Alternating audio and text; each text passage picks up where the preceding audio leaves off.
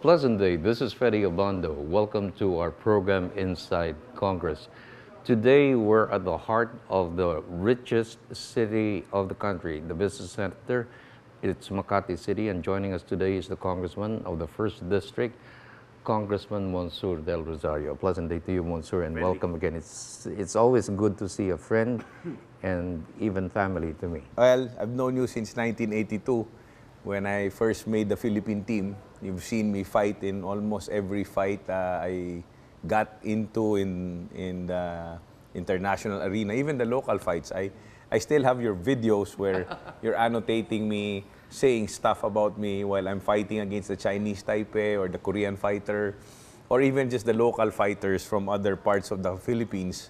So I will never forget you, because every time I just go back and watch my fights in the 1980s, whose voice is that? That's Freddy Obando's voice. Well, I mean, that was then, this is now. How different is your life from being an athlete who represented the country internationally, the Olympic Games, the demonstration sport in 1988, and of course, the Asian Championships? What makes the life of an athlete different from that of a politician?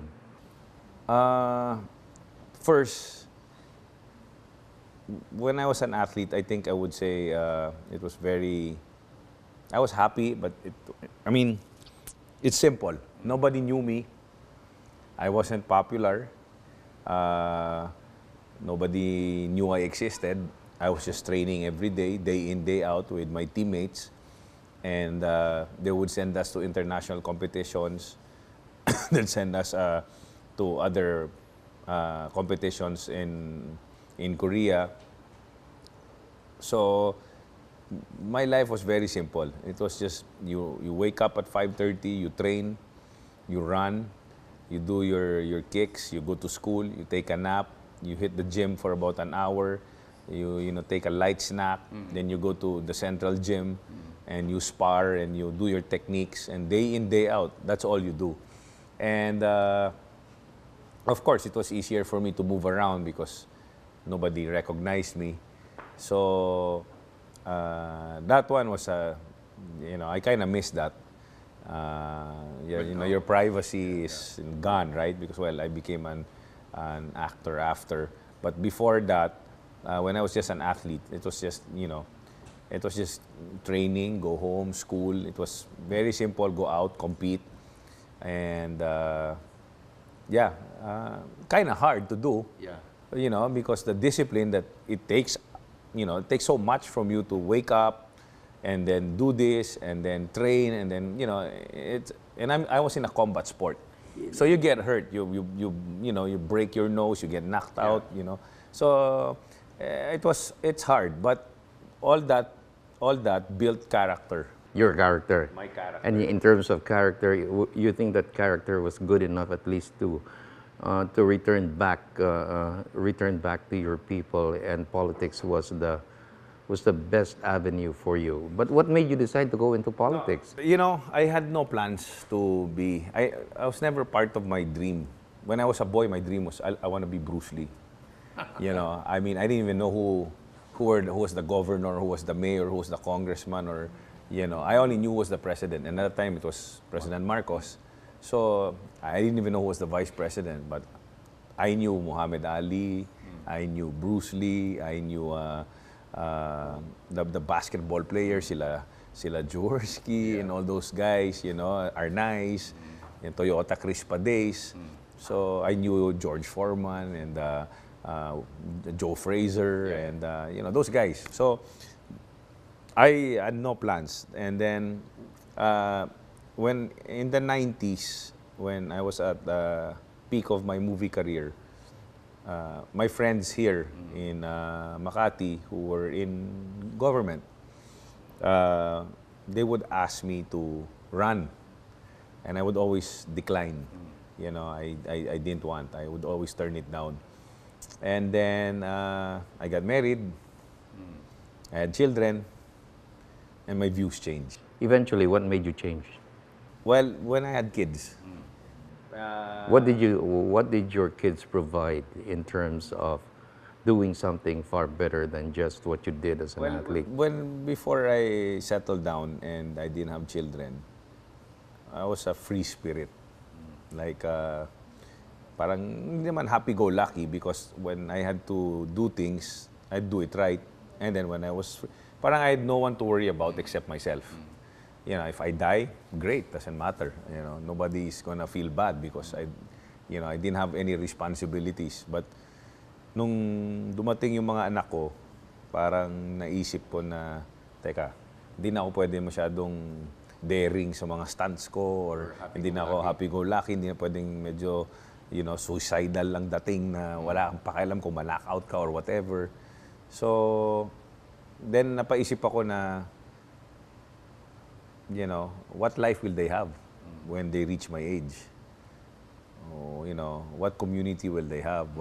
And then when I would go to my high school reunions, college reunions, taekwondo reunions, basta kung saan ko mga kasama mga kaibigan ko from the past, lagi sila nagko-complain something about the government and about this and about, and I always tell them, why don't you do something about it? You're in position to do something about it. Then they said, ikaw mon, I mean, you can. I said, I can. So I don't come from a political family.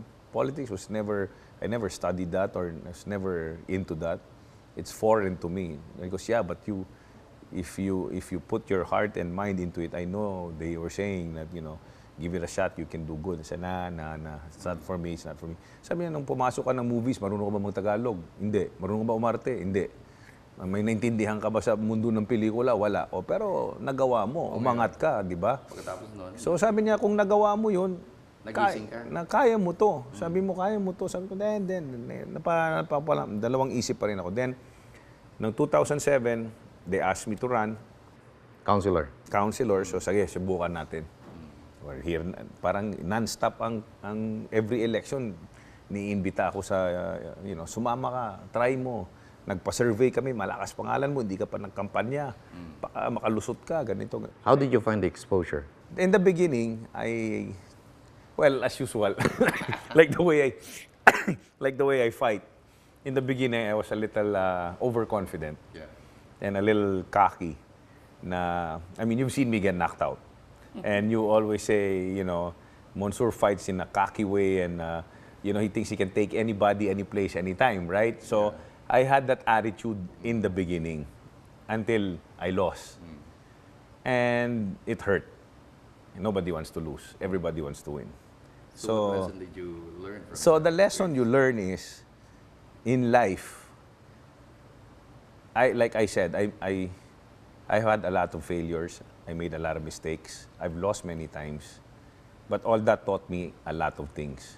You learn from those experiences. And when you learn to lose on any field that you get yourself into, you learn to rise. you will, if you're a fighter, you will rise. But you will learn what it takes to win. Because you will realize, if you're smart enough to figure out why you lost, and you'll know what it will take for you to make it. I mean, I've lost so many fights internationally, but eventually I got it, I won. I've had movies that failed in the box office, and I couldn't get the right formula until I figured it out, and I said, okay, this is how it's gonna make it. And eventually, my films were hitting box office records for a long time. When I lost in my first try, I studied it. I figured if ever I do run again, I said, I know what I'm going to have to do. And 2010, I ran. They asked me again. I won. 2013, I ran. They asked me again. I won even higher. In 2016, I was prepared to finish my third term as counselor. And the last 4 hours, they were going to close COMELEC. And, I was like saying, I'm happy being a counselor. And I said, third term, I'm sure I can win this. And then I was asked last 4 hours, to switch from counselor and file my candidacy as a congressman of Makati. And I had to get to COMELEC in Intramuros by 5 o'clock. And You made it. I got there at 4:45. And you made it. Almost didn't make it. Then I had to campaign, and I was going up against a very strong candidate because he was supported by the administration and he was under the acting mayor then who was running the city hall. And, so eventually, yeah, then I made it. What are the lessons that actually triggered your commitment to enter a higher office, like being a member of Congress? What experiences as a counselor mattered most to you, which you felt was necessary to continue on a national level? When I filed my candidacy, I wasn't even thinking of that. My focus was just to win first. Yeah. And when I win, when I get there, let's figure out how I can do my job at the level of excellence that I can do it. What did you You know? figure out after What I like about Congress, okay, what I like about Congress compared to being a councilor, ang pondo nanggagaling sa national government. So, you Hindi ha nakikialam ang city government. hindi nakikialam ang local government dahil ang pondo mo, well, they can suggest, they can say ito pwede mong gawin para makatulong ka. But I mean, as far as funding is concerned, Department of Health, Department of Social Welfare, Department of Labor, CHED, Department, Educational, all this Department of Communication and Technology, lahat yan, ang mga secretaries doon sa mga iba-ibang agencies ng government, may pondo sila na they give it to you, and then, well, they don't give it to me. They ask you kung saan pwedeng iabot ang tulong nila. So you identify the programs and projects, and it's for them to deliver it to your... So what I do is, para akong tulay na nasa gitna ako, tapos sila ito yung constituents ko. So ang gagawin nila, kung pwede mo may budget kami para sa'yo, pero gusto namin, kami ang mag-aabot sa kanila. It's not the typical priority development assistance fund in the past Congress. It's different. How different is that? I don't know about the past Congress. I just know about this 10 months I've been here. It gives you, perhaps, I mean, it gives you an idea of what the Napoles PDAP scam is all about. I'm very careful. Yeah. So, in fact, sa mga kowa-kowa na yan, I'm very careful. So, what I do is, para kung tulay na handa yung mga constituents, tapos nandun ako, iabot ko yung tulong sa kanila. Lahat ng inaabot sa akin, lahat ng ano man lang ang budget na inabot sa akin, sinisigurado ko makakarating sa constituents ko. So lahat sila nakakatanggap ng tulong. Na unlike when you're a councilor, nagde-depend ka sa mayor. Nahihirapan ka ba para kumuha ng pondo? Well, meron ka, pero hindi ganun kalaki. Tapos kung meron ka, limited siya. So ang tulong mo, maliit. Hindi nga makatulong ng sobrang laki. So unlike sa Congress, masaya kasi marami ako natutulungan talaga. At maraming natutuwa. At doon ako natutuwa na masaya sila. Katulad before this interview, I went to 3 houses and delivered 3 wheelchairs to 3 disabled people.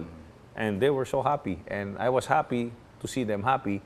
And this is, I tell them, hey, I'm just facilitating what Department of Health gives me that I can give you guys to help you guys out. I mean, you're in the 1st district, and basically all the richest subdivisions are here. It makes me wonder how many % of your constituents come from the marginalized sectors. And if you're saying na ikaw yung nagiging tulay ng mga kababayan mo to provide support where the city government cannot provide it, how many % actually of your district are considered marginalized? Are the villages surrounded by these pockets of, informal settlers? Ang informal settlers, well, actually, the local government can provide. I mean, Makati is they can provide. considered the number 1 financial district city. Yeah. I mean, the financial capital of the Philippines, right? So, it can provide with their constituents. I also help provide. Ang mga informal settlers, karamihan sa kanila nilipat na sa tatlong areas. Sa Calauan, Laguna, may Macativille, doon sila nilagay. Yung iba nilagay sa San Del Monte, Bulacan. Tapos yung bago ngayon na last week lang or 2 weekends ago na turnover yung housing nila doon sa 13 Martires, Cavite.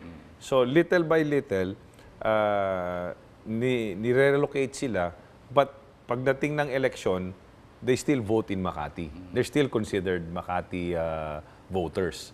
But they're given a better, for me it's better, because who would want to live, the way I see them live here? And there, when you go and see them, they have homes, they have coliseum, they can play basketball, they have schools, I mean, siguro kulang ng more livelihood programs, no? But fresh air, I mean, if I was in their shoes, I would move there. For now, Makati is the premier city, the central business district, perhaps with the highest income of all cities in the country. But one concern that I'm looking at Makati, maybe between now and 10 years from now, or even 20 years from now, Makati may just lose what it has because it's over congested, and it would all depend really on how you or even the city government will come out with a plan to decongest Makati. So how do you see Makati? Well, to ensure that it doesn't lose what it has now, but it builds on it in the future. Slowly, like I said nga, yung mga informal settlers nililipat nga, di ba, no? Tapos, pero yung how to decongest, but alam mo, when I go around at least in my district, no, when I go around the Patays, or when I was campaigning before, and I'd go to the houses, and when I talk to the people, siguro 9 out of 10 are not originally from Makati. 9 out of 10 are from all over the Philippines. They speak different dialects, and they speak Tagalog, but siguro 1 out of 10 is originally from Makati. Makati is like New York City. It's like everybody from all over America is just there. Like the melting pot where, because syempre it's a rich city, so everybody wants to be in it, like in Quezon City or in Manila. Families that are living here, they're from all over the Philippines. I mean, I'm a provinciano who came to Makati. You're saying that your Makati as it is right now, you see the flow of people from all over the country. How to decongest that? To decongest that? I haven't really thought of that. I haven't really studied how to go about that. Don't you think it's at this early, you or even the officials of the city now should consider that? One of the major infrastructure programs which I think the president will undertake, which was announced by DOTC Secretary Tugade, was yung subway, di ba? And I think it will start here in Makati. And you made mention earlier about Makati being like New York. So if that is the case, para bang nakikita ko, in the future, you will have a subway and people will be moving from one place to the other through a subway or even an underground. Do you see that happening? And don't you think it's going to be very expensive, not only for the national government, but even for Makati itself? That would be nice. Pero alam mo, Freddy, I've been all over the Philippines. And I've been through, the smallest barangay because of my work as a, Secretary General of Taekwondo. And, going all over the country, promoting and doing demonstrations in the sport, attending all kinds of tournaments. If you go outside of the city, to our provinces, kung may trabaho doon na maayos at makahanap buhay yung mga taga doon, mas maganda na doon na lang sila. Hindi sila aalis doon eh. Karamihan sa kanila umaalis doon dahil they're trying to find greener pasture somewhere. So how if we can provide jobs and we can provide livelihood, good businesses and livelihood programs for people in their provinces, in different parts of the provinces, it's going to be the solution. Well, I think I'm not an expert. Okay, I'm not a lawyer, so don't talk to me about the law. I'm a fighter. You want to talk about fights? We'll talk about fights over and over again. I can, I'm an actor, so I can talk about movies all over again. I'm a public servant who've had experience as a councilor for 6 years. I can talk about that. I'm not yet 1 year as a congressman. I can talk about my experience there and what I've learned. But my personal view is if we take care of our people in the provinces, they won't have to leave. Nobody wants to leave their home there to go somewhere else. Like if it's like our Filipino people, why are they going abroad to earn a living and be OFWs there? If you think if they had a good job here, okay, I won't go any further. Okay, my taekwondo teammates, a lot of them, my juniors, all they know is how to teach taekwondo. Taekwondo now is almost saturated. It's like so popular. It's so big. Everybody knows what it is. Back then, it was still okay. It's so big that they have no more room where they can teach. So what do? Some of them leave, go to America. They teach there. And they're good. They made it good there. So they're earning well. They have their own gyms. They have their own houses, their own cars. And with what they did by going there, if they stayed here, they won't be able to have that. Well, anyway, we'll continue our conversations with Congressman Monsour del Rosario here on Inside Congress after we pause for this reminder. So we'll be back.